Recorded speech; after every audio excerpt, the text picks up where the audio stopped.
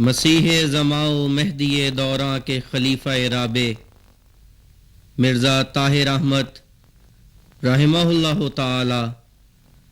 مورخہ 18 دسمبر 1928 کو قادیان دارالامان میں پیدا ہوئے۔ آپ کے والد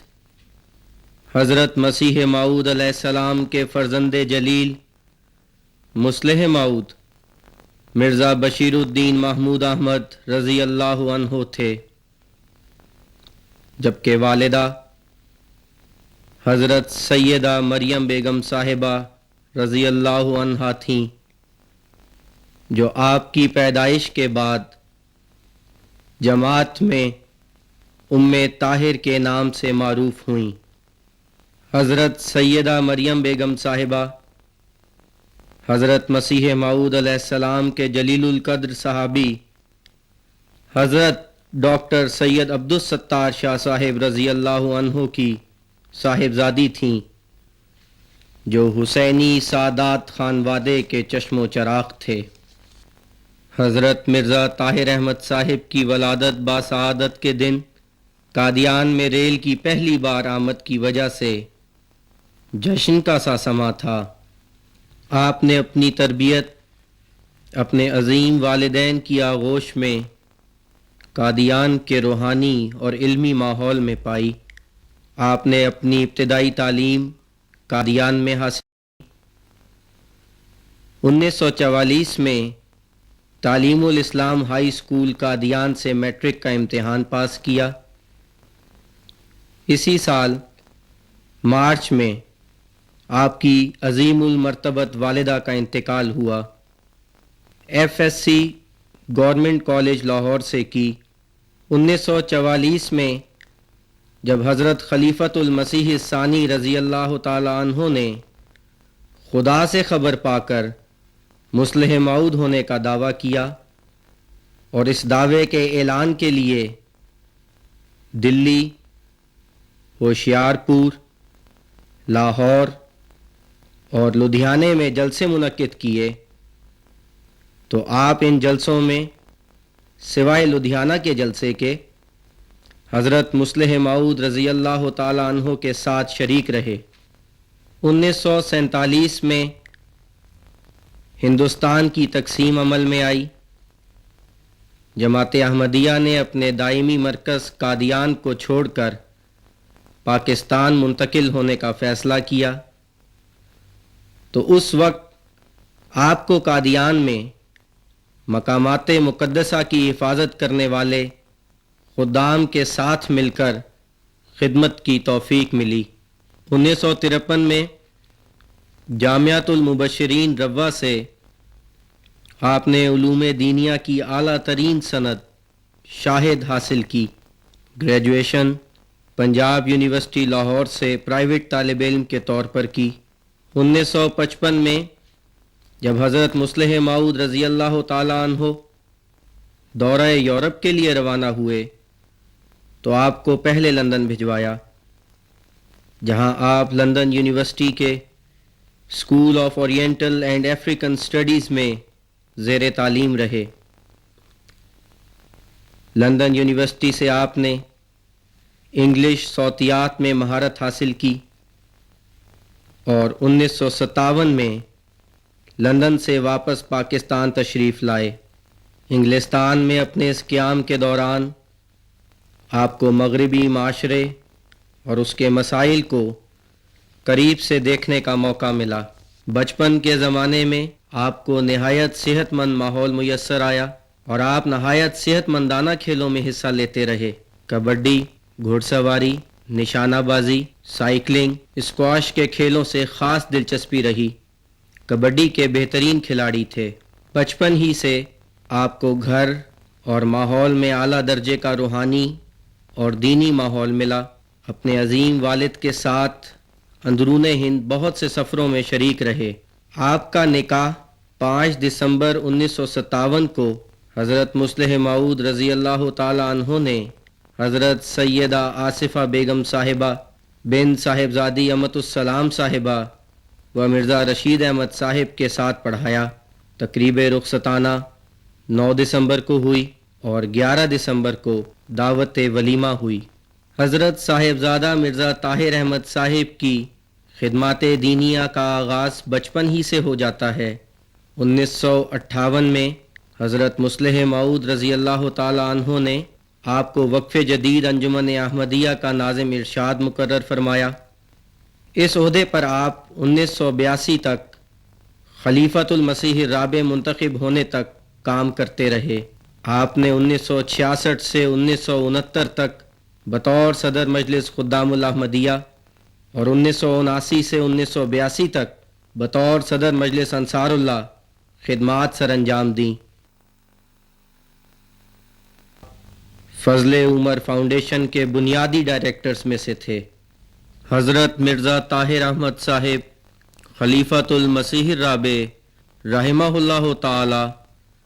روحانی طبیب ہونے کے ساتھ ساتھ جسمانی بیماریوں کے بھی مسیحا تھے۔ آپ کو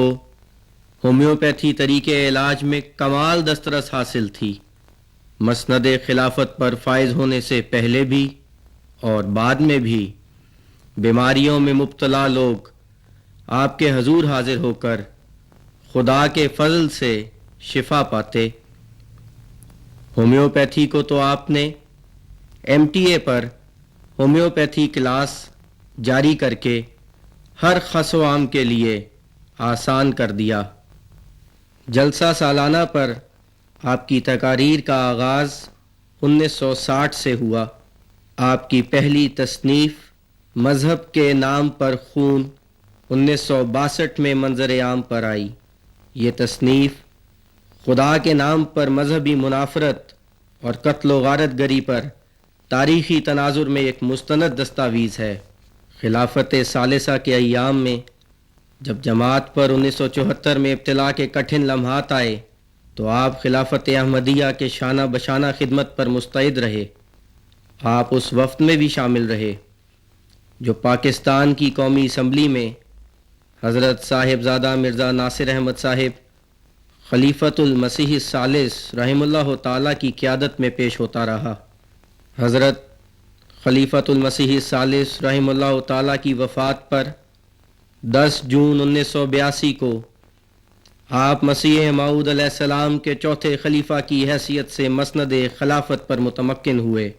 خلافت رابعہ کا 21 سالہ دور خلافت کی زرعی برکات سے عبارت ہے۔ 10 ستمبر 1982 میں اسپین میں مسجد بشارت کے افتتاح سے لے کر مسلم ٹیلی ویژن احمدیہ انٹرنیشنل کے قیام تک، عالمی بیعت کے آغاز سے لے کر برکینا فاسو میں ریڈیو اسلامک احمدیہ کے قیام تک سینکڑوں منازل ہیں، جن میں سے ہر ایک منزل ہی حضرت خلیفۃ المسیح الرابع رحم اللہ تعالی کی دعاؤں، عزم سمیم اور تائید الہی سے روشن ہے۔ 1991 میں قادیان کے جلسہ سالانہ میں آپ کی آمد قریباً نصف صدی کے تعطل کے بعد ایک صبح نو کا طلوع تھا، جس کی برکت سے ہندوستان میں دعوت اللہ کے راستے آسان تر ہوتے چلے گئے۔ MTA انٹرنیشنل کا آغاز جماعت احمدیہ کے لیے ایک نیا سنگ میل تھا، جس نے دنیا کے 7 بر اعظموں میں تبلیغ و تربیت کے عمل کو تیز تر کر دیا۔ انڈونیشیا میں احمدیت کے آغاز سے لے کر 2000 عیسوی تک آپ پہلے خلیفہ تھے جنہوں نے اس سرزمین کو اپنے قدوم میمنت لزوم سے نوازا۔ اس کے نتیجے میں انڈونیشیا کی سرزمین بھی آسمانی برکات کی وارث قرار پائی۔ افریقہ کی سرزمین کو بھی آپ کے قدم چومنے کی سعادت نصیب ہوئی۔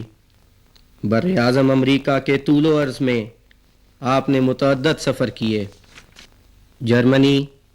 اور یورپ کے ممالک کی جماعت احمدیہ کو متعدد بار آپ کے انفاس قدسیہ سے فیضیاب ہونے کا موقع ملا۔ مشرق بعید کے مختلف ممالک اور بر اعظم آسٹریلیا میں بھی آپ تشریف لے گئے اور وہاں کے احمدی احباب آپ کی ملاقاتوں سے شاد کام ہوئے۔ 1984 میں جماعت احمدیہ کے خلاف پاکستان کے ایک آمر حکمران نے ایک آرڈیننس جاری کیا، جس کے نتیجے میں آپ نے برطانیہ ہجرت فرمائی، جہاں 1914 سے جماعت احمدیہ کا مشن قائم تھا۔ آپ نے اپنا مستقر مسجد فضل لندن سے ملحقہ ایک چھوٹی سی رہائش گاہ کو بنایا۔ آپ ہی کے دور خلافت میں مارڈن میں لندن کی سب سے بڑی اور عظیم مسجد بیت الفتوح کی تعمیر کا آغاز ہوا۔ حضرت مرزا طاہر احمد صاحب خلیفۃ المسیح الرابع رحمہ اللہ تعالی نے جماعت کی تربیت کی خاطر تقریر و تحریر کے ساتھ ساتھ نظم کو بھی اپنے جذبات کے اظہار کا وسیلہ بنایا۔ آپ ایک بلند پایہ خطیب اور صاحب طرز نثر نگار تھے۔ اردو اور انگریزی زبانوں میں انسانی زندگی کے دینی اور دنیاوی مسائل کو نہایت خوبی سے سلجھایا۔ آپ ایک منفرد مصنف تھے۔ اردو اور انگریزی زبان میں آپ کی بلند پایہ تصانیف اسلام کی ایسی تعبیر و توضیح ہیں جو ہر سطح کے ذہن کی تشفی کا باعث ہیں۔ MTA پر آپ کے پروگرامز دنیا بھر میں اپنی نوعیت کے جداگانہ پروگرام ہیں، جہاں انسانی ذہن میں پیدا ہونے والے سوالوں کے جوابات سائل کی تسلی تک دیے جاتے ہیں۔ آپ نے اپنی روزمرہ مصروفیات اور صحت کی خرابی کے باوجود قرآن کریم کا ایک دل نشیں ترجمہ اردو میں فرمایا، جو گزشتہ سال انگلستان کے سالانہ جلسے پر شائع ہوا۔ ترجمے کے ساتھ حضور نے سورتوں کے تعارف میں قرآنی معرف کو اچھوتے انداز میں بیان فرمایا۔ حضرت مرزا طاہر احمد صاحب کی زندگی ایک فرد کی ہی زندگی نہیں تھی، یہ جماعت احمدیہ کے ایک عہد سے عبارت تھی، ایک ایسے عہد سے جہاں سے منزلوں کے نئے نشان ابھرے۔ اے جانے والے جا کہ ہم تیری زندگی کو اپنی زندگیوں کا محور بنائے رکھیں گے، اور جو شمعیں تو نے ہجر کی طویل راہوں پر چلتے ہوئے روشن کی ہیں وہ ہمارے لیے نشان منزل کا کام کرتی رہیں گی۔ یا ایتھا النفس المطمئنہ ارجعی الی ربک راضیۃ مرضیہ فادخلی فی عبادی وادخلی جنتی۔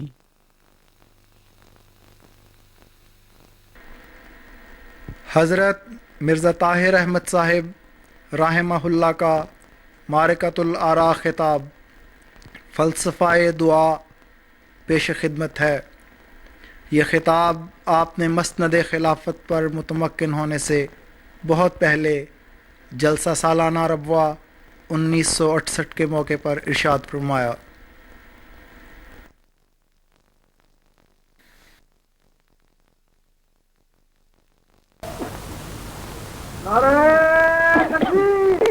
أشهد أن لا إله إلا الله وحده لا شريك له وأشهد أن محمدا عبده ورسوله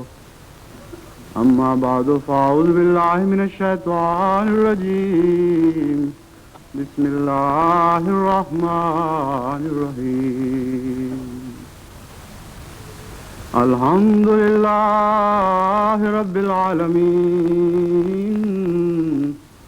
الرحمن الرحيم مالك يوم الدين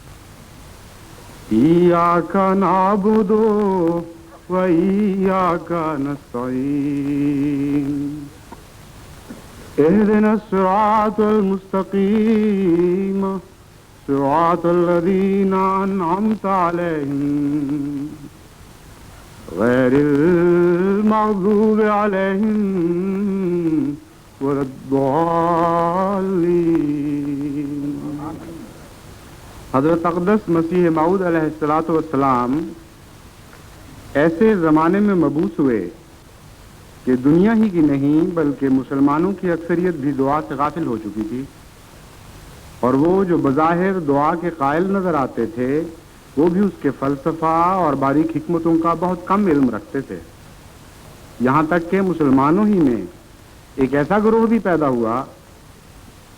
جو دعا کی تاثیر اور قوت ہی سے منکر ہو چکا تھا اور اسے ایسا بے حقیقت جانتا تھا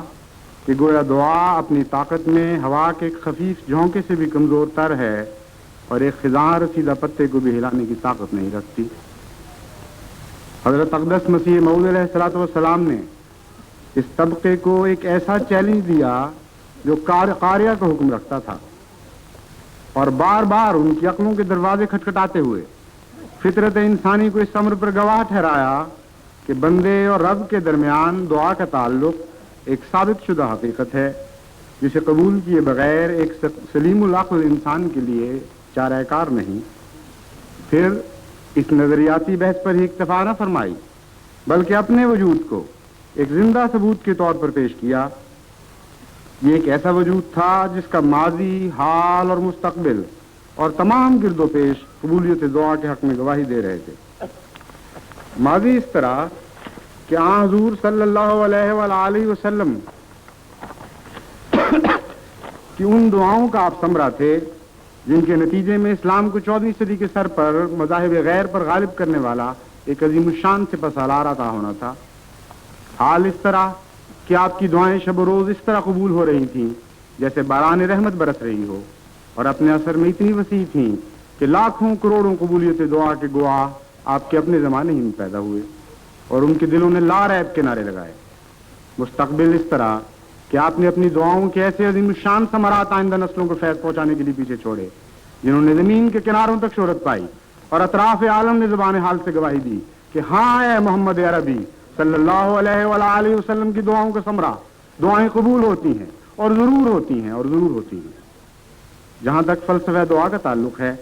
آپ نے اس مشکل مسئلے کو آسان اور عام فہم کر کے دکھا دیا اور اس زمانے کے خشک فیلسوفوں کی طرف سے وارد ہونے والے ہر اعتراض کا شافی جواب دیا۔ میرا آج کا مضمون حضور اقدس علیہ السلام کے فرمودات ہی کی خوش اچینی ہے، چنانچہ اس کا آغاز حضور ہی کے الفاظ سے کرتا ہوں۔ حضور فرماتے ہیں، ایک بچہ جب بھوک سے بےتاب ہو کر دودھ کے لیے چلاتا اور چیختا ہے تو ماں کے پستان میں دودھ جوش مار کر آ جاتا ہے۔ بچہ دعا کا نام بھی نہیں جانتا لیکن اس کی چیخیں دودھ کو کیوں کر کھینچ لاتی ہیں، اس کا ہر ایک کو تجربہ ہے۔ بعض اوقات دیکھا گیا ہے کہ مائیں دودھ کو محسوس بھی نہیں کرتی مگر بچے کی چلاہٹ ہے کہ دودھ کو کھینچ لاتی ہے۔ تو کیا ہماری چیخیں جب اللہ تعالیٰ کے حضور ہوں تو وہ کچھ بھی کھینچ نہیں لا سکتی؟ آتا ہے اور سب کچھ آتا ہے مگر آنکھوں کے اندھے جو فاضل اور فلاسفر بنے بیٹھے ہیں وہ دیکھ نہیں سکتے۔ بچے کی جو مناسبت ماں سے ہے، اس تعلق اور رشتے کو انسان اپنے ذہن میں رکھ کر اگر دعا کی فلسفے پر غور کرے تو بہت آسان اور سہل معلوم ہوتی ہے۔ حضرت اقدس مسیح موعود علیہ الصلوۃ والسلام نے دعا کا فلسفہ سمجھانے کے لیے جو ماں کی اپنے بچے سے تعلق کی مثال دی ہے، یہ اپنے اندر گہری حکمتیں رکھتی ہے۔ یہ ایک حقیقت ہے کہ ہر خالق کو اپنی تخلیق سے پیار ہوتا ہے، خواہ کیسی ادنا درجے کی کیوں نہ ہو۔ صناع اپنی صنعت سے پیار کرتے ہیں، مصور اپنی تصویروں سے، شاعر اپنے اشعار سے اور افسانہ نگار اپنے افسانوں سے۔ اپنی تخلیق سے پیار کا یہ جذبہ بڑوں میں بھی نظر آتا ہے اور چھوٹوں میں بھی۔ آپ نے دیکھا نہیں کہ بچے مٹی کے بے ہنگم کھلونے بنا کر اپنی صنعت کی کیسی کیسی ذات چاہتے ہیں، جبکہ ویسے ہی کھلونے اگر بازار سے آپ ان کو لا کر دیں تو اٹھا کر زمین پر دے پٹکیں اور واویلا کریں کہ کیا اٹھا لائے۔ اسی طرح وہ بچے جو بسا اوقات باورچی کے اچھے اچھے کھانوں کو بھی پسند نہیں کرتے، جب آپ چھوٹی سی ہنڈیا میں ادھ پکے یا کیچڑ بنے ہوئے چاول پکاتے ہیں یا غیر متناسب اوزان میں نمک مرچ گھی اور گوشت وغیرہ کو سینک دلا کر اس کا نام سالن رکھ دیتے ہیں تو خود بھی کس مزے سے اسے کھاتے ہیں اور ماں باپ کے منہ میں بھی زبردستی ٹھونستے ہیں۔ پھر یہ تقاضا بھی جاری رہتا ہے کہ مزیدار پکا ہے نا۔ بس جب ادنا خالق اپنی ذلیل اور بے حقیقت تخلیق سے بھی ایسا پیار کرتے ہیں تو کیسے ممکن ہے کہ وہ کامل ذات جو احسن الخالقین ہے اپنی کامل تخلیق سے پیار نہ کرے۔ خالق اور مخلوق کا یہی وہ رشتہ ہے جو ماں کو اپنے بچے کے ادنا سے اس طرح پر بھی بے قرار کر دیتا ہے۔ حقیقی خوف تو کیا، خواب میں بھی اگر وہ ڈر کر چیخے تو ماں کا کلیجہ دھڑکنے لگتا ہے، ماں کا کلیجہ دھڑکنے لگتا ہے اور وہ اسے سینے سے چمٹاتی ہے اور تھپکاتی ہے اور واری جاتی ہے۔ پھر کیا حقیقی خوف کی چیخوں پر آپ نے نہیں دیکھا کہ کہ مائیں کس طرح اپنے بچوں کی طرف لپکتی ہیں، اور کمزور اور ناتوان دل والیاں کہ جو اپنے گھر کی محفوظ چار دیواری میں بھی اندھیروں سے ڈرتی ہیں، جب ان کے خطرات میں گھرے ہوئے بچے کی دردناک پکار سنتی ہیں تو بفری ہوئی غضبناک شیرنیوں کی طرح بے خوف اور مجنونانہ اپنے بچے کو بچانے کے لیے خطرات کی جانب جھپٹتی ہیں۔ انسان بے زور اور ناتوان چڑیوں کو بھی ہم نے دیکھا ہے کہ اپنے بچوں کو بچانے کے لیے سیاہ فام کبوں کی طرف لپکتی ہیں۔ پس تخلیق کے چھوٹے چھوٹے ادنا اور حقیر رشتے اگر مجازی مخلوق کی پکار پر خالق کے دل میں قبولیت کا یہ جوش پیدا کرتے ہیں تو کیسے ممکن ہے کہ خالق حقیقی اپنی مخلوق سے ایسا بے نیاز ہو جائے کہ ایک مستقی آہو پکار پر اتنی قریب کی آواز نہ دے اور متا نصر اللہ کے جواب میں الا ان نصر اللہ قریب کا مجدہ نہ سنائے؟ نہیں، یہ ہرگز ممکن نہیں۔ مستر کی چیخ و پکار کو وہ سنتا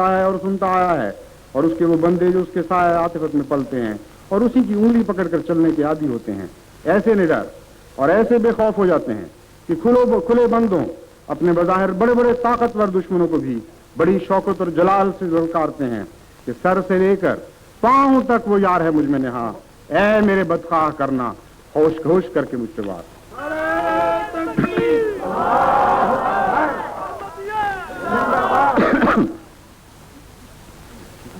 قرآن کریم کی متفرق آیات فلسفہ دعا کو مختلف پیراؤں میں بیان کرتی ہیں، لیکن ان میں ایک مرکزی حیثیت کی آیت ایسی ہے جو اعجازی طور پر نہایت اختصار مگر حیرت انگیز کمال کے ساتھ اس مضمون کو بیان کر رہی ہے۔ وہ آیت یہ ہے وَإِذَا سَأَلَكَ عِبَادِي عَنِّي فَإِنِّي قَرِيبٌ أُجِيبُ دَعْوَةَ الدَّاعِ إِذَا دَعَانِ فَلْيَسْتَجِيبُوا لِي وَلْيُؤْمِنُوا بِي لَعَلَّهُمْ يَرْشُدُونَ۔ یعنی اے میرے بندے، جب میرے بندے تجھ سے میرے بارے میں سوال کریں تو ان سے کہہ دے کہ میں قریب ہوں۔ جب مجھے کوئی خلوص نیت کے ساتھ پکارنے والا پکارتا ہے تو اس کا جواب دیتا ہوں، بس ان پر بھی لازم ہے کہ میری ہدایات پر عمل کریں اور مجھ پر کامل ایمان لائیں تاکہ ہدایت پانے والے ہوں۔ اس آیت میں وضاحت کے ساتھ قرب الہی اور قبولیت دعا کے 3 مدارج کا ذکر ہے، اور حضور نبی اکرم صلی اللہ علیہ وآلہ وسلم کو جو تمام بنی نوع انسان میں اپنے رب سے سب سے زیادہ قریب تھے، عبد کامل کی حیثیت سے اس امر پر معمور فرمایا گیا ہے کہ وہ اپنے رب کی طرف سے تمام دیگر بندگان خدا کو ایک مجدہ وصل عام سنا دیں۔ اس آیت کے پہلے حصے کا تعلق اس پہلو سے بلا امتیاز مذہب و ملت تمام بنی نوع انسان سے ہے کہ عبد کا ابتدائی معنی سب پر صادق آتا ہے، اور جہاں تک جسمانی لحاظ سے مخلوق خدا ہونے کا تعلق ہے، شرقی غربی کالے گورے سبھی اللہ تعالیٰ ہی کے بندے ہیں۔ چنانچہ اس پہلو سے حضور صلی اللہ علیہ وآلہ وسلم کو ارشاد ہے کہ اگر میرے بندے میرے بارے میں تجھ سے سوال کریں کہ میں کہاں ہوں تو ان کا یہ سوال تعجب انگیز ہے، کیونکہ میں تو ہر آن اپنی تخلیق کے پردے میں جلوہ گر ہوں اور ہر لحظہ اپنے ہر بندے کے قریب ہوں۔ بصارت کی آنکھ سے کوئی دیکھنا چاہے تو اپنے ماحول میں، اپنے گرد و پیش میں، اپنے دائیں بائیں آگے اور پیچھے مجھے قریب دیکھے گا۔ اس پہلو سے قریب کا مفہوم بھی ابتدائی اور عام ہے، اور اس میں وہ روحانی اور حقیقی قرب مراد نہیں جو حقیقی عباد اللہ کو اپنے رب کے ساتھ نصیب ہوتا ہے۔ اسی ابتدائی مگر عام روایت الہی کا ذکر کرتے ہوئے حضرت نواب مبارکہ بیگم صاحبہ علامہ اقبال کے ایک شعر کے جواب میں فرماتی ہیں، تیری آنکھ میں میرا نور ہے، مجھے کون کہتا ہے دور ہے، مجھے دیکھتا جو نہیں ہے تو یہ تیری نظر کا قصور ہے۔ مجھے دیکھ طالب منتظر، مجھے دیکھ شکل مجاز میں کہ ہزاروں سجدے تڑپ رہے ہیں تیری جبین نیاز میں۔ مجھے دیکھ رفعت کوہ میں، مجھے دیکھ پستی کاہ میں، مجھے دیکھ عز فقیر میں، مجھے دیکھ شوکت شاہ میں، نہ دکھائی دوں تو یہ فکر کر کہیں فرق ہو نہ نگاہ میں۔ مجھے دیکھ طالب منتظر، مجھے دیکھ شکل مجاز میں کہ ہزاروں سجدے تڑپ رہے ہیں تیری جبین نیاز میں۔ مجھے ڈھونڈ دل کی تڑپ میں تو،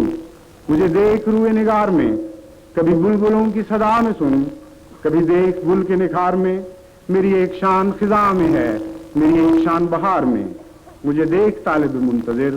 مجھے دیکھ شکل مجاز میں کہ ہزاروں سجدے تڑپ رہے ہیں تیری جبین نیاز میں۔ دوسرا درجہ عبادت کا وہ ہے جو عموماً تو اپنے رب سے سخت غفلت اور بے پرواہی کا معاملہ کرتا ہے، مگر کبھی کبھی اتفاقی حادثات کے نتیجے میں شعوری طور پر اپنے رب سے دعا کا رشتہ قائم کرنے کی کوشش کرتا ہے۔ اس گروہ کے متعلق بھی، جس میں حقیقی ابدیت کی صفات شاذ و نادر اور نہایت خفیف طور پر ظاہر ہوتی ہیں، اللہ تعالیٰ کا اجیب و دعوت دائے کا وعدہ اسی نسبت اور اسی حد تک پورا ہوتا ہے۔ تیسرا درجہ عبد ہونے کا آخری درجہ ہے، جس کے حصول کی راہ آیت کے اس حصے میں دکھلائی گئی ہے کہ فَلْيَسْتَجِيبُوا لِي وَلْيُؤْمِنُوا بِي لَعَلَّهُمْ يَرْشُدُونَ،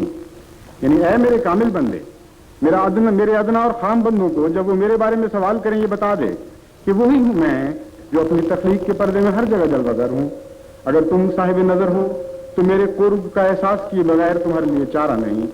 پھر تم یہ شعوری طور پر بھی جب کبھی اضطراب کی کیفیات میں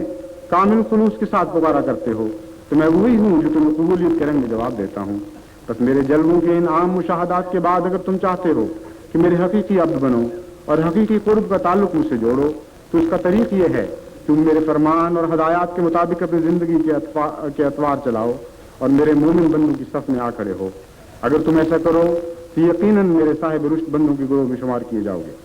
بس جیسا کہ مضمون کی تدریج و تسلسل ظاہر ہے کہ تیسرا گروہ بندگان خدا کا وہ ہے جو عبودیت کی مذکورہ شرائط کو پورا کرتا ہے اور حقیقی معنوں میں لفظ عبادی کا مصداق ٹھہرتا ہے، اور اسی حد تک قرب الہی اور قبولیت دعا کا وعدے کا بھی اہل قرار دیا جاتا ہے۔ بس آئیے اب ہم الگ الگ ان تینوں گروہوں کے حالات کی سیر کر کے دیکھیں کہ کس کس حد تک بندگان خدا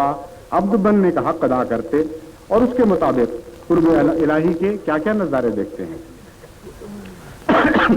پہلی قسم عبادت کی وہ ہے جس کا قبل ازیں ذکر کیا جا چکا ہے کہ وہ محض مادی تخلیق کی حد تک اپنے خالق سے ایک غیر شعوری تعلق رکھتی ہے اور شعوری طور پر نہ تو اس کی طرف متوجہ ہوتی ہے نہ اس کی کبھی ضرورت سمجھتی ہے۔ یہ عبد کا کم از کم معنی ہے جو بلا استثناء ہر انسان کے حق میں پورا ہوتا ہے۔ تو اسی نسبت سے قرب خدا بندی کا کم از کم وعدہ صرف ظاہری معنوں میں ان عبادت کے حق میں پورا کیا جاتا ہے، یعنی جب وہ اپنی ضروریات کے لیے مادی دنیا میں کوشش کرتے ہیں تو ہمیشہ اپنے خالق کو ان کوششوں کا جواب دینے کے لیے قوانین قدرت اور مخفی خزائن کی صورت میں اپنے قریب پاتے ہیں۔ جیسا کہ قبل ازیں بیان کیا جا چکا ہے، رب رحمان کے ساتھ ابدیت کے ایک وسیع اور ابتدائی تعلق سے یہ گروہ بھی اسی طرح استفادہ کرتا ہے جس طرح حقیقی عباد اللہ اور اس پہلو سے تمام عباد اللہ بلا امتیاز مذہب و ملت، نیک و بد، صغیر و کبیر اپنے خالق سے برابر فائدہ اٹھاتے ہیں۔ اس دودھ ہی کو دیکھ لیجئے جو بچے کی آہو پکار پر ماں کی چھاتیوں میں اترتا ہے، کیا یہ اس کی ذاتی کوشش یا محنت سے آتا ہے؟ ہرگز نہیں، بلکہ دودھ کے نظام کا ماں کو عطا ہونا اور بچے کی طلب پر اس کا اچھلنا، یہ سب خدا تعالیٰ کے پیدا کردہ ایسے قوانین کے تابع ہوتا ہے جنہیں خدا تعالیٰ نے پیدا ہوتی ہوئی کائنات کے خمیر میں اس وقت گوندا تھا جب ابھی نہ کسی ماں کا وجود تھا نہ کسی بچے کا۔ بس خدا گواہ ہے کہ اگر بصیرت کی آنکھ سے دیکھا جائے تو جب کبھی کسی بچے کے بلکنے پر ماں کی چھاتیاں دودھ سے بھر جاتی ہیں تو وہ ماں کی عطا نہیں ہوتی بلکہ خدا رحمان و رحیم کی عطا ہوتی ہے، اور جب کبھی بچے کی طمع اور خوف کی چیخو پکار پر ایک ماں بے تابانہ میرے لال میں قریب ہوں کی آواز دیتی ہے تو باخدا وہ ماں کی آواز نہیں بلکہ خالق کون و مکان کی آواز ہوتی ہے جو اپنی ایک معصوم مخلوق کی غیر شعوری پکار کے جواب میں اسے انی قریب کی لوریاں دیتی ہے۔ بس اذا سالک عبادی انی فانی قریب کا پہلا مفہوم یہ ہے کہ اس عالم کون کے ذرے ذرے میں خالق کے بارے میں بندوں کے ہر سوال کا جواب پنہاں ہے۔ وہ اپنی ہر ضرورت کو اس کی کائنات کے اندر پورا ہوتے دیکھتے ہیں اور ہر طلب پر اس عالم کون میں اپنی طلب کا جواب پاتے ہیں۔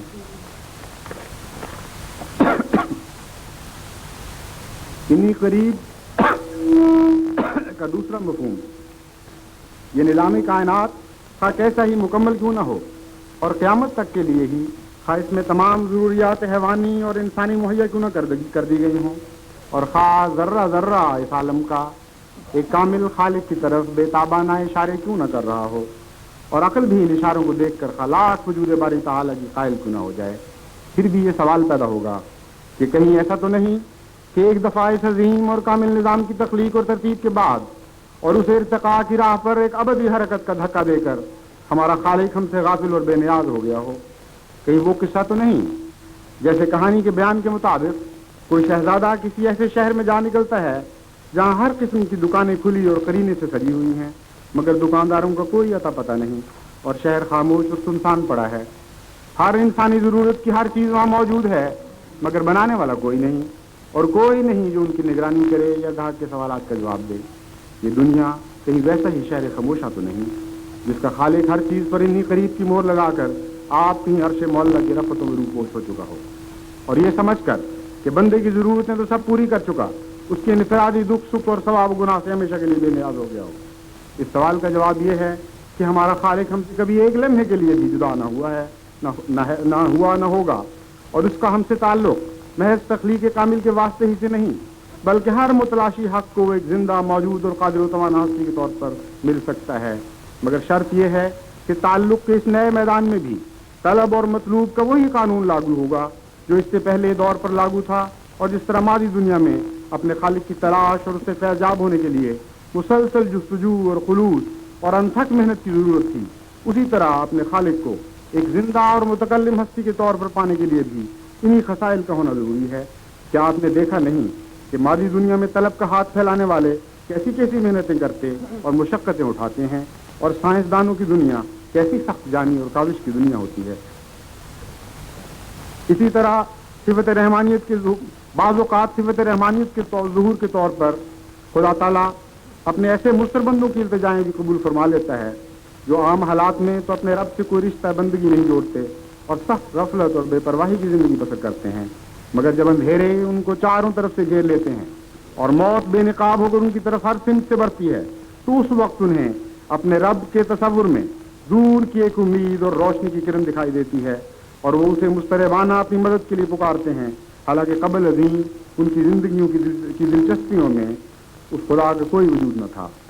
تب اللہ تعالیٰ بغیر کسی استحقاق کے محض فضل کے طور پر ان کی دعاؤں کو بھی سنتا اور قبول کرتا ہے، لیکن جیسا کہ ان کا یہ رجوع اللہ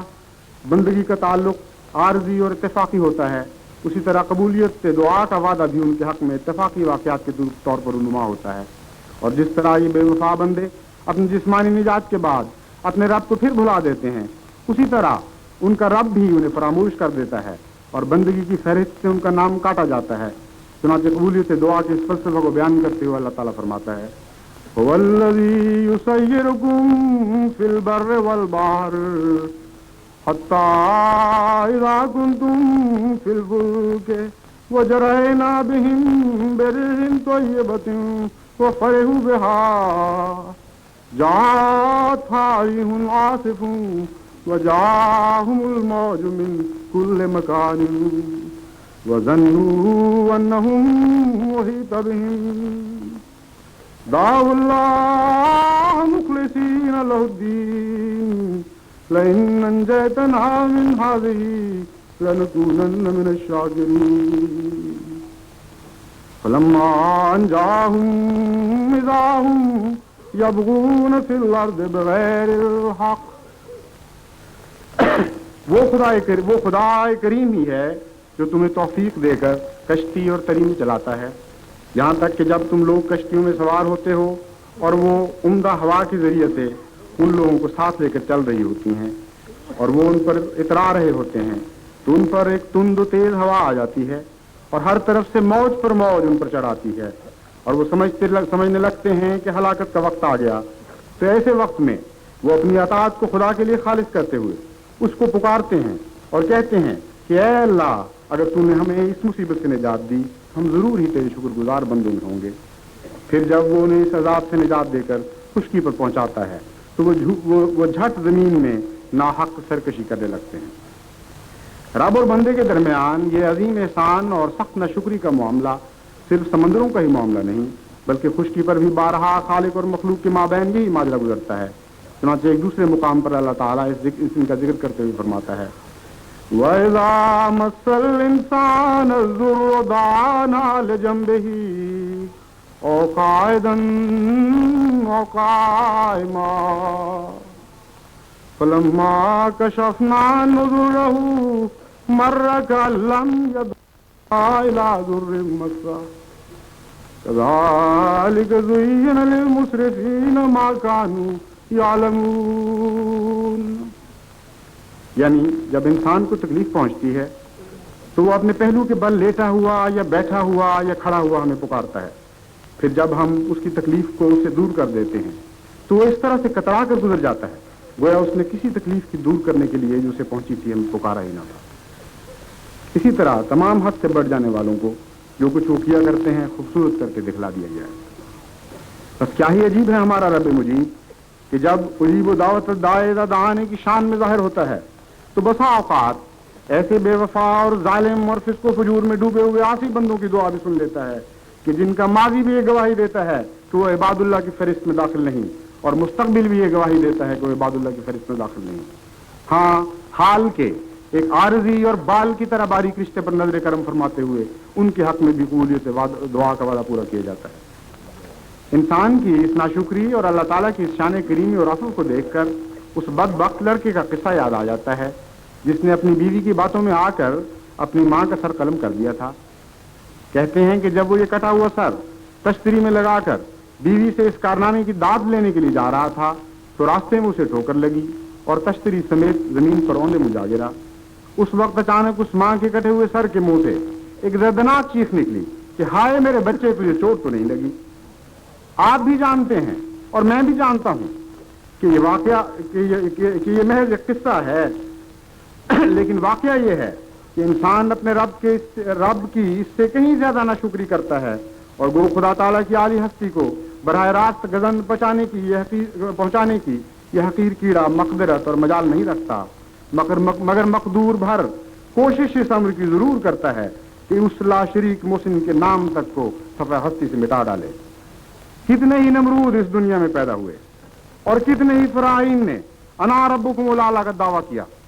انسانیت کی تاریخ ایسی ناشکری اور احسان فراموشی کی کری المنظر وارداتوں سے بھری پڑی ہے اور آج بھی ان میں داغ اضافہ ہو رہا ہے. اس فرضی قصے میں ماں کا سر کاٹنے والے بچے نے تو ایک ایسے محسن کا سر کاٹا تھا جس کے احسانات محض معمولی اور گنتی کے چند احسان تھے. انسان اپنے جس محسن کے وجود کو دنیا سے مٹانے کی درپے ہے اور دنیا کے عظیم خطے سے بظاہر ملک بدر کر بیٹھا ہے. اس کے احسانات کا نہ تو شمار ممکن ہے نہ ان کی قطار کی طوالت کا بیان ممکن. لیکن حیرت ہے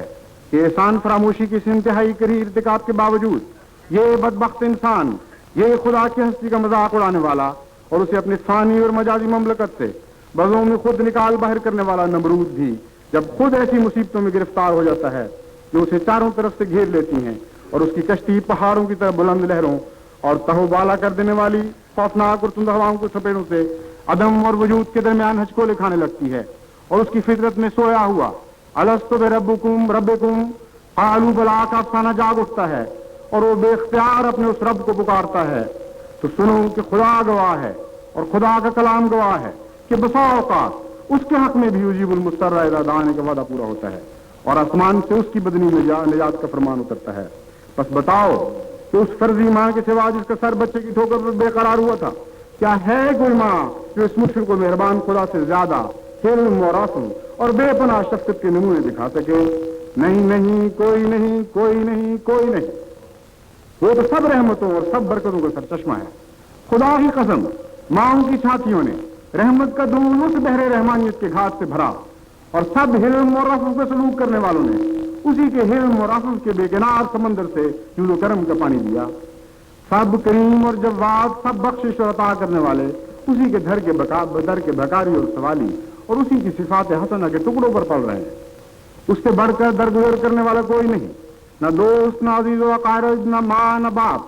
اس سے زیادہ پیار کرنے والا اور مصیبتوں میں گھرے ان کی التجائیں سننے والا کوئی نہیں جو مسلسل انکار اور عصیان اور ناشکری اور اعراض کے بعد اس طرح اپنے تائب بندوں کو رحمت کی گود میں بٹھا لے کہ گویا کبھی کچھ نہ ہوا تھا. وہ انہیں گود میں بٹھائے اور محبت اور پیار کی باتیں ان سے کرے اور سینے سے لگاتے ہوئے کہے کہ اے میری رحمت کی گود میں بیٹھنے والے، میں تو کب سے تیرا منتظر تھا. دیکھ میری آغوش تیرے لیے واہ ہے اور دیکھ میں تیری راہ اس طرح دیکھتا رہا جیسے تپتے ہوئے صحرا میں دوپہر کو سستانے والا مسافر جس کی پانی اور زیادہ راہ سے لدی ہوئی اونٹنی گم ہو جائے اور وہ اس کی واپسی کی راہ دیکھ رہا ہو. پھر اے میرے بندے، میں تیرے چلے آنے سے ایسا خوش ہوں جیسے وہ پیاس سے تڑپتا ہو مسافر اچانک اپنی گم شدہ اونٹنی کو پالنے کے بعد اے رحیم و کریم آقا، اے محبت اور پیار اور غفران کے بحر بے کراں، اے وہ کہ جس کی رحمت اور بخشش حدود کی قیود سے آزاد ہیں،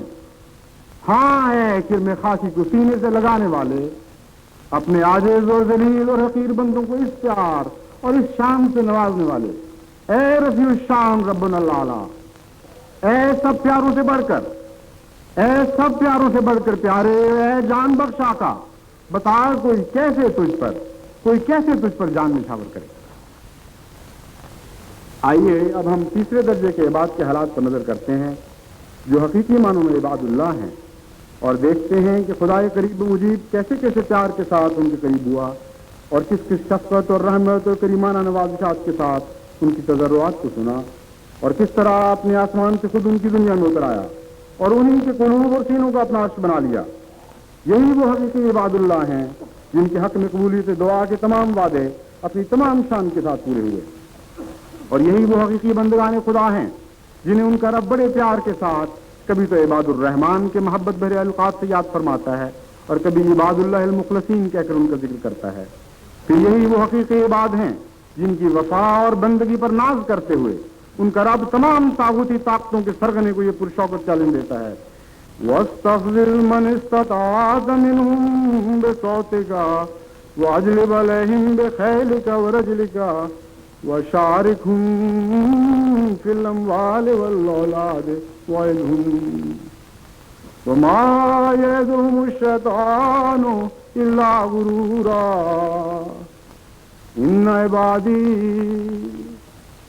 إِنَّ عِبَادِي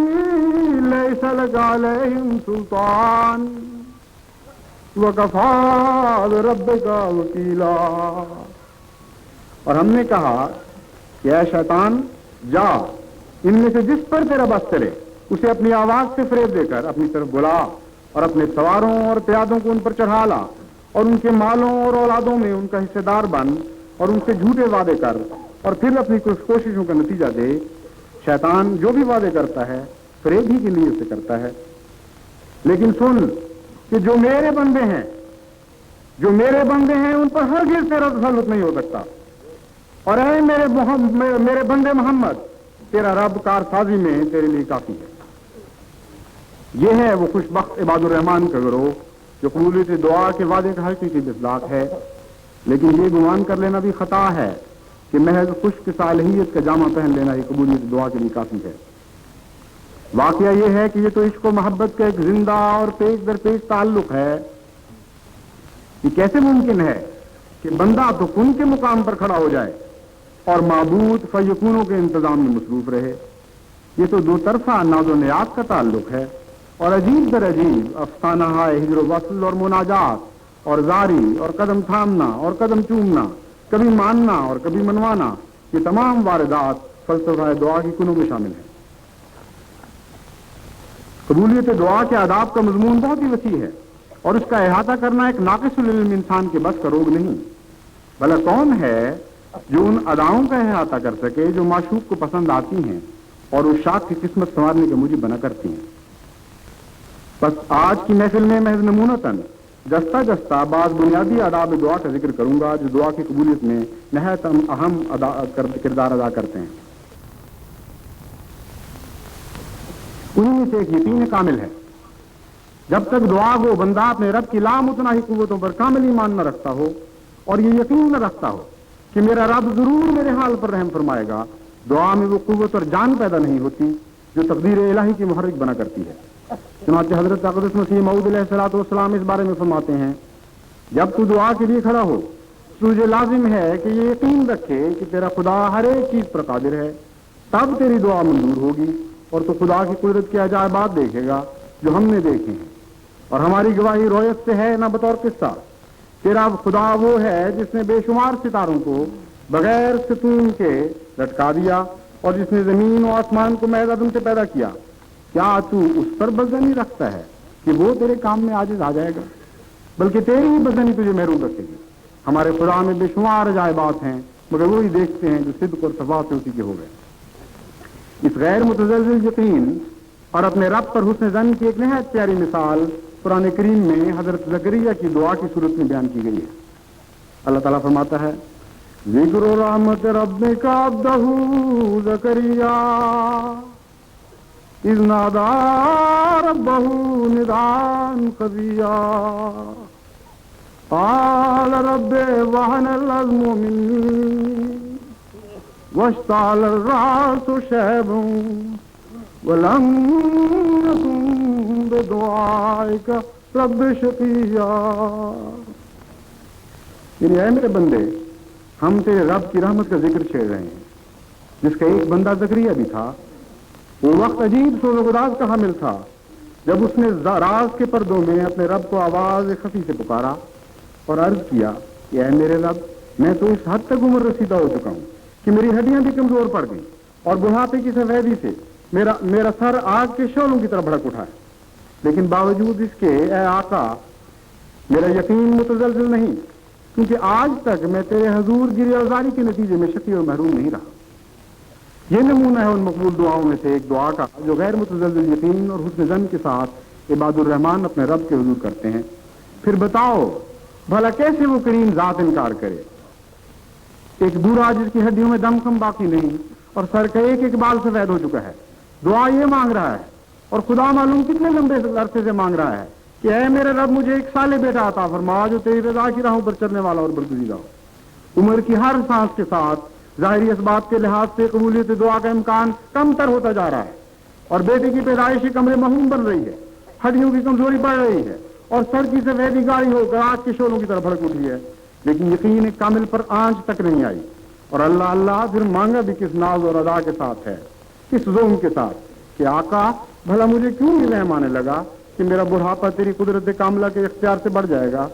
میں تو آج تک تیرے در سے محروم نہیں پھرا،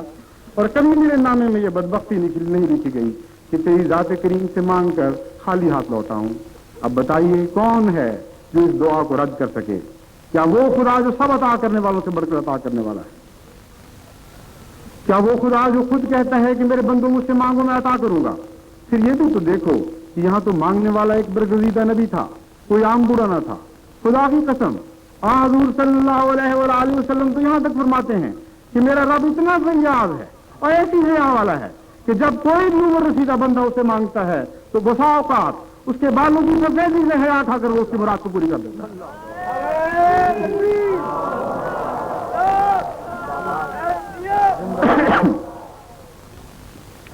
آداب دعا میں سے ایک اہم ادب صبر ہے،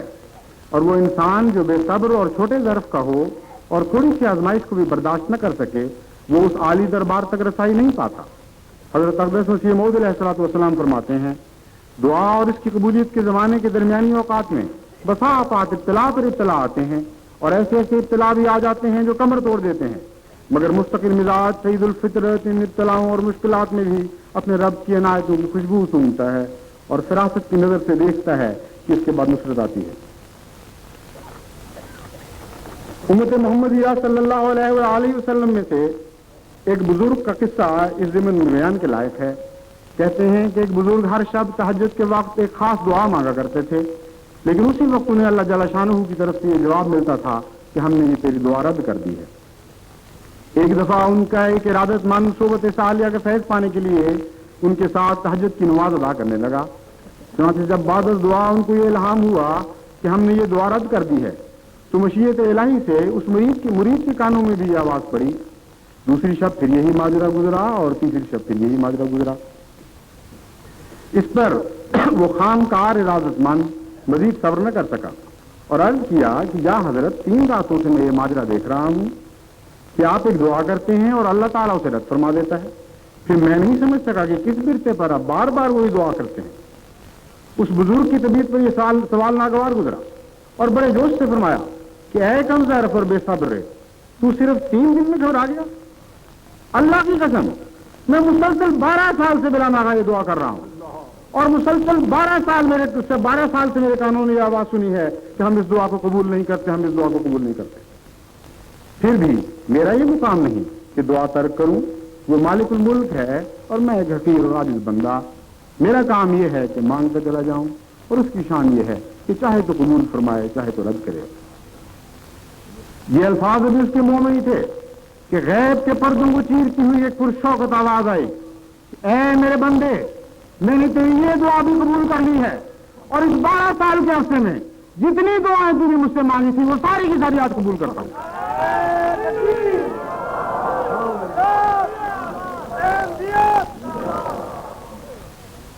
وہ عباد الرحمان جو بسا اوقات اپنے رب کو منوا کر ہی رہتے ہیں،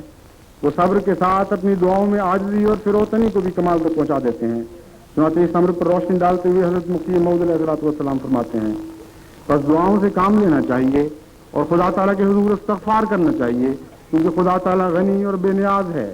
اس پر کسی کی حکومت نہیں ہے۔ ایک شخص اگر عاجزی و فروتنی سے اس کے حضور نہیں آتا تو وہ اس کی کیا پرواہ کر سکتا ہے؟ خدا تعالیٰ سے اڑ کر مانگنا اور اپنے آپ کو مشہور کرنا بڑی بھاری غلطی ہے۔ قرآن کریم نے انبیاء گزشتہ کی جو دعائیں بطور نمونہ زندہ رکھی ہیں، ان سب میں عاجزی اور فروتنی کا عنصر بہت نمایاں نظر آتا ہے، اور انبیاء علیہ السلام کی بعض چھوٹی چھوٹی دعائیں اس پہلو سے ایک عجیب شان رکھتی ہیں۔ دیکھیے حضرت موسیٰ علیہ السلام کتنے سادہ مگر عمیق اللہ صلی اللہ الفاظ میں اپنی عاجزی و بیماری سے اظہار کرتے ہیں۔ رب انی لما انزلت الی من خیر فقیر، کہ اے میرے رب جو چیز بھی تو میری جھولی میں بطور خیر ڈال دے میں اسی کا محتاج اور فقیر ہوں۔ پھر مخالف قوتوں کے مقابلے پر اپنی ناطاقتی اور بیماری کا تذکرہ یوں کرتے ہیں، رب انی لا املک الا نفسی لا املک الا نفسی واخی فافرق بیننا وبین القوم الفاسقین، کہ اے میرے رب مجھے تو اپنی تنہا جان اور ایک بھائی کے سوا کسی پر کوئی اختیار نہیں، بس تو ہی ہے جو ہمارے اور فاسقوں کے درمیان تفریق کر کے دکھا۔ سوز و گداز کا ہونا بھی ضروری ہے، اور آنسو اور دعا کا ایک ایسا فطری اور عدلی جوڑ ہے جسے توڑا نہیں جا سکتا۔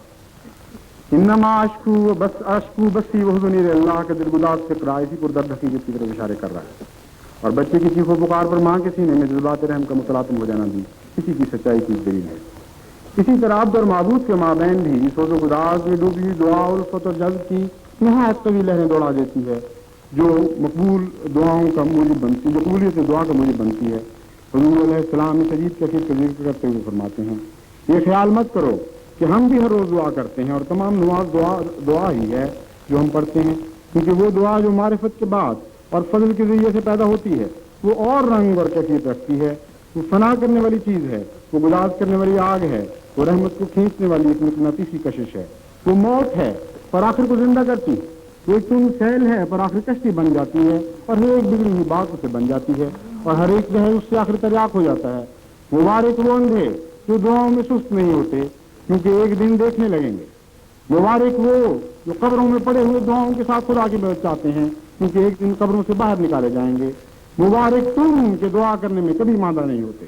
اور تمہاری روح دعا کے لیے پگھلتی اور تمہاری آنکھ آنسو بہاتی ہے، اور تمہارے سینے میں آگ پیدا کرتی ہے، اور تمہیں تنہائی کا ذوق اٹھانے کے لیے اندھیری کوٹھیوں اور سنسان جنگلوں میں لے جاتی ہے، اور تمہیں بےتاب اور دیوانہ خود رفتہ کر دیتی ہے، کیونکہ آخر تم پر فضل کیا جائے گا۔ وہ خدا جس کی طرف ہم بلاتے ہیں نہایت کریم و رحیم، حیا والا، صادق و وفادار، عاجزوں پر رحم کرنے والا ہے، تو تم بھی وفادار بن جاؤ اور پورے صدق سے اور وفا سے دعا کرو۔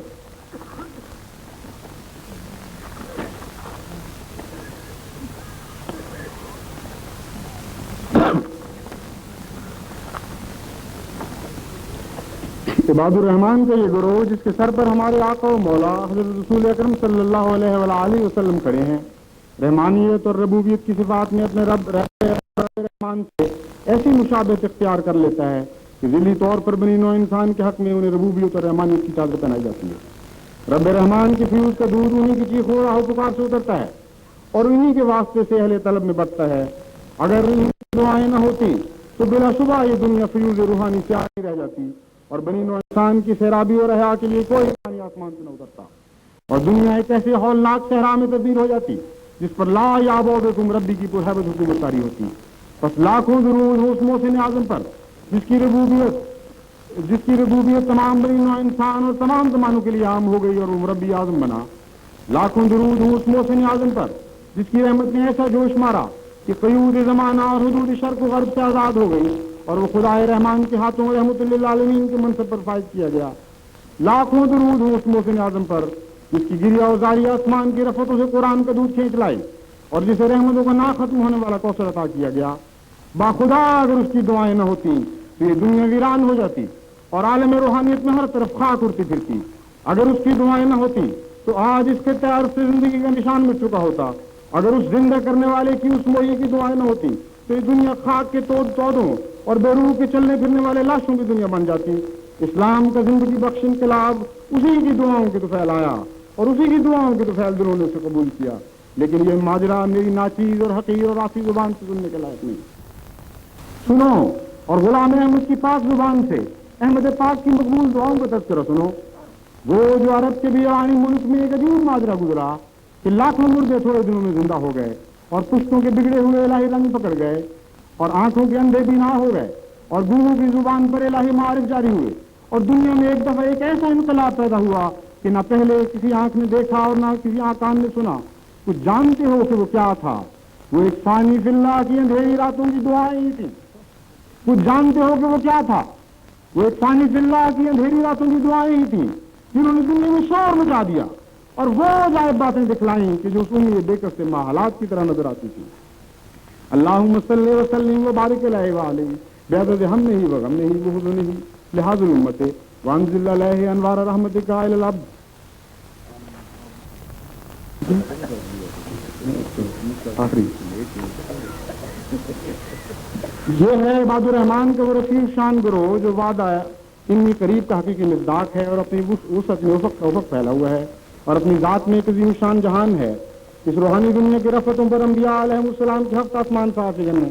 جن میں سب سے آخری اور سب سے بالا اور سب سے عرفہ اور سب سے روشن ہمارے آقا و مولا سید الانبیاء خاتم النبیین رحمت للعالمین حضرت نبی اکرم صلی اللہ علیہ وآلہ وسلم ہیں۔ آپ ابدیت کے سب سے آخری مقام پر جلوہ افروز ہیں اور سب زمرہ خلائق میں حقیقی اور کامل معنوں کے اعتبار سے بس ایک ہی آپ عبداللہ ہیں اور ایک ہی معبود ہے، اور باقی تمام بندگان خدا کے حق میں یہ تقدیر جاری نظر آتی ہے کہ جس حد تک وہ اپنی صفات حسنہ میں سب کامل کے قریب پہنچتے ہیں اسی حد تک انہیں ابدیت کا جامہ پہنایا جاتا ہے۔ اے قبولیت سے دعا کا انکار کرنے والوں، دیکھو کہ اسی عبد کامل کا ایک غلام کامل اس زمانے میں بھی پیدا ہوا اور ان اخلاق اور اطوار اور حسن و احسان کو اپنایا جو اس نے اپنے آقا میں دیکھے۔ وہ قدم قدم اس کے پیچھے چلا اور روش اس کی پیروی کی۔ اپنے آقا کی طرح وہ بھی مجسم دعا بن گیا اور اپنے آقا کی طرح اٹھتے بیٹھتے سوتے جاگتے ہر سانس کے ساتھ اور کروٹ کروٹ اس نے دعائیں کی۔ صبح بھی وہ دعا گو ہوا اور شام کو بھی اور دن کو بھی اور رات کو بھی، روشنی میں بھی اور اندھیرے میں بھی، شب ہائے غم میں بھی اور ایام خوشی میں بھی۔ اپنے محبوب رسول اپنی جان سے پیارے آقا کی طرح وہ دعا ہی کے ساتھ پیدا ہوا، دعا ہی کے ساتھ زندہ رہا اور دعا کے ساتھ ہی اس نے جان دی۔ وہ آنکھیں بھی زندہ ہیں جو اسے دیکھتی تھیں اور اس کی دعاؤں کی قبولیت کا نظارہ کرتی تھیں۔ وہ دل ابھی دھڑک رہے ہیں جو اس ازلی اور ابدی حقیقت پر گواہ ٹھہرے کہ اللہ تعالیٰ اپنے بندوں کی دعائیں سنتا اور قبول فرماتا ہے جو خلوص کامل کے ساتھ اسی کے ہو رہتے ہیں۔ دنیا اس حقیقت سے بے خبر ہو تو ہو، لیکن اے مسیح محمد جی کے غلاموں، تمہارے لیے قبولیت دعا کی حقیقت سے بے خبر ہونے کی کوئی گنجائش نہیں۔ وہ مستجاب الدعوات احمد عربی کے غلام کو آج ہم نے نہیں مگر ہزارہ غلامان غلام احمد ایسے پیچھے چھوڑ گیا ہے جو قبولیت دعا کا زندہ نشان ہے۔ بس لوگوں کے لیے جگ بیتی ہو تو ہو، لیکن تمہارے لیے تو یہ ایک ایسی آپ بیتی ہے جو ہزارہ بار تم پر بیت چکی۔ بارہا تم اطلاعوں کی چکی میں پیچھے گئے مگر ماں سے زیادہ پیار کرنے والے رحمان خدا نے تمہیں صحیح سالم نکال لیا۔ بارہا تم پر مخالفتوں کی آگ بھڑکائی گئی مگر رحمت باری کا پانی آسمان سے برسا اسے ٹھنڈا کر دیا۔ وہ دن یاد کرو جب اسی وطن عزیز کی گلیاں تمہیں کاٹنے کو دوڑتی تھیں اور اپنے تمہیں بیگانوں کی طرح دیکھتے تھے، جب ماحول کے تیور بدل گئے تھے اور شر پھیلانے والوں نے ایسا شر پھیلا رکھا تھا کہ اپنے بیگانے اور بیگانے خون کی پیاسے بن گئے تھے، جب اس شاق محمد صلی اللہ علیہ وآلہ وسلم کو دشمنان محمد کہہ کر گردن رزنی قرار دیا جا رہا تھا اور ایک احمدی کی نہ تو جان محفوظ رہی تھی نہ مال نہیں ہے۔ خطرات ایسی محیط صورت اختیار کر چکے تھے کہ ظاہر بین آنکھ احمدی وہ چند دن کا مہمان دیکھ رہی تھی اور دم توڑتے ہوئے مریض کی سانسوں کی طرح عدم اور وجود کے درمیان لٹکتا ہوا دیکھتی تھی۔ اس وقت خدا کے مومن بندے ایک شدید زلزلے کی اطلاع میں ڈالے گئے اور خطرات میں گھرے ہوئے ہر گھر سے خدا کے حضور گیری اوزاری کا شور بلند ہوا۔ یہ وہ دن تھے جب جماعتی نظام کے سینے میں مسلح معروف کا دن دھڑک رہا تھا، بس وہ دل ایسا مستر اور بے قرار ہوا اور اس زور کے ساتھ متا رسول اللہ کا دروازہ وعدہ بلند کیا کہ عرش کے پائے بھی لرز اٹھے عرش کے پائے بھی لرز اٹھے اور آسمان سے خدا تعالیٰ کی فوجوں کو اس نے اپنی مدد کے لیے بارش کے قطرات کی طرح اترتے دیکھا، جس نے ہر آگ کو ٹھنڈا کر دیا اور ہر دشمنی کو محبت اور پیار میں بدل دیا۔ اور اے مسیح محمدی کے غلاموں اور خلافت احمدیہ کے جانثارو، دنیا اگر غافل ہے تو ہو، تم تو گواہ ہو، اٹھاؤ اور گواہی دو کہ ہمارا رب اپنے بندوں کی دعاؤں کو سنتا اور جواب دیتا ہے۔ نعرہ تکبیر! احمدیت!